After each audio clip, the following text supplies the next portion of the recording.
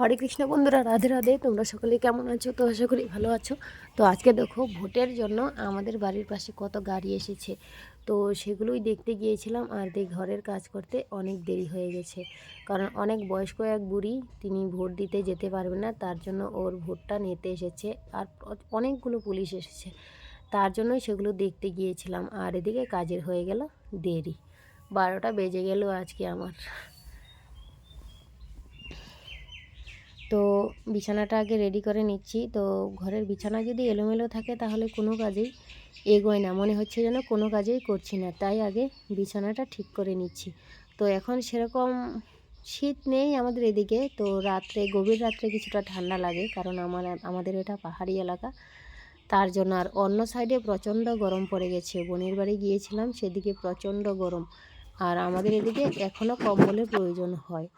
তো ঘর তো গুছিয়ে একদম পারা যায় না, বারবার এখান থেকে এই জুতোগুলো এই মেয়েটা বের করে। ঘরের কাজ গুছিয়ে একদম শেষই করা যায় না। এদিকে খেলনা, এদিকে চকলেট, এদিকে বিস্কুট, এদিকে জুতো, সব সময় এলোমেলো করে রাখে। কিন্তু কিচ্ছু করার নেই, এভাবেই চলছে জীবন। বড় হলে তো আর এই সমস্যাটা থাকবে না। এই তো 2 বছর হতে চললো, আর কয়েকটা দিন বাকি আছে। তারপরে একটু যদি স্বস্তি পাওয়া যায়।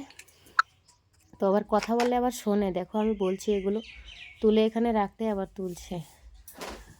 তো কালকে শরীর ভালো ছিল না, সারাদিন বিছানায় ছিলাম। আজও শরীরটা ভালো না, আমার চেহারা দেখেই বুঝতে পারছো। কিন্তু কালকে কিছু কাজ করিনি মানে আজকে ডবল কাজ। কাপড়গুলোও এলোমেলো হয়ে আছে, ঘরটাও এলোমেলো হয়ে আছে, মানে সব কিছু ডবল। কোনো কিছুই মানে এটা করব না এরকম কোনো কাজ নেই যে এটা আজকে বাদ দিলে চলবে। তো কাপড় চোপড়ও এলোমেলো হয়ে আছে, ঘর এলোমেলো হয়ে আছে, বাসনপত্র এগুলো তো ছোঁয়াই যাচ্ছে না। তো যেটা যেখানে রাখার সেটা সেখানে রাখছি। তো আজকেও শরীরটা ভালো না, প্রচণ্ড খারাপ, কিন্তু আজকে করতেই হবে কাজ, নইলে আর উপায় নেই। ঘরের দিকে তাকানো যাচ্ছে না। কোনটা ধোয়া কোনটা আধোয়া আমি কিছুই বুঝতে পারছি না, যে কোনটা ধুইতে হবে কোনটা রাখতে হবে। তো সেগুলো বোঝাই যাচ্ছে না, কারণ বরমশাই সবগুলো একসাথে রেখে দিয়েছে। আর এই ব্যাগটা অনেক দিন থেকেই ভাবছি যে ভিতরে রাখবে, কারণ বাইরে থাকলে ধুলোয় নষ্ট হয়ে যায়। এটা একটা প্রচণ্ড সুবিধাজনক। তানুকে কোথাও নিয়ে গেলে এটাতে মোবাইল রাখলে আর এক হাত দিয়ে তানুকে ধরলে আর কোনো সমস্যা হয় না। আর এই ব্যাগটা যদি না নিয়ে যাই তাহলে তানুকে কোথাও নিয়ে যেতে খুব অসুবিধে হয়। কোনো সেবাই টেবাই গেলে সেখানে একটু নাচতে টাচতে কীর্তন টীর্তন করতে, তখন মোবাইল দেখবো না তানুকে দেখবো। তার জন্য আমি এই ব্যাগটা নিয়েছি। ব্যাগটা আমার কাছে খুবই সুবিধাজনক, আর কেউ না হলেও চলে। তো ঘর মোটামুটি গোছানো শেষ। এবার বাসনের পালা। সকালবেলায় এক গাদা বাসন ধুয়েছি, এখন আবার এগুলো চায়ের বাসন হয়েছে, এগুলো ধুয়ে নিচ্ছি। আর এদিকে তানুর দুষ্টমি তো বেড়েই চলছে। আমি যাই করব ও আমার সাথে সাথে তাই করতে চাই। মানে এরকম অবস্থা, এদিকে বাচ্চা সামলাবো না, দোকান সামলাবো না, ঘরের কাজ করব। আর এদিকে তো অসুস্থতা রয়েই গেছে শরীরে। আর আমার না একটু অসুখ হলেই আমি কিছু খেতে পারি না, তার জন্য শরীরটা একদম দুর্বল হয়ে যায় অল্প অসুখেই।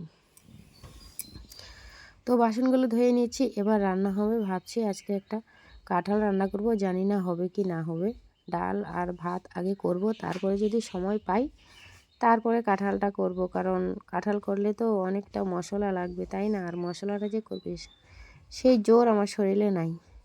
তো এই তরমুজটা সকাল থেকে এখানে পড়ে রয়েছে, সেটা এক এক করে ওদেরকে দিয়ে দিই, তাহলে ওটা শেষ হয়ে যাবে। আর আমিও একটু খেয়ে নিই। আমার গলাটা খালি শুকিয়ে আসে, কেন শুকিয়ে আসে সেটা তো বুঝতেই পারছো। তো আমার পাতলা পায়খানা হচ্ছে, তার জন্য গলাটা শুকিয়ে আসছে। যদিও পাতলা পায়খানাতে তরমুজটা খাওয়া নিষেধ, তরমুজ এমনিতেই খাওয়া যায় না তার বেশি।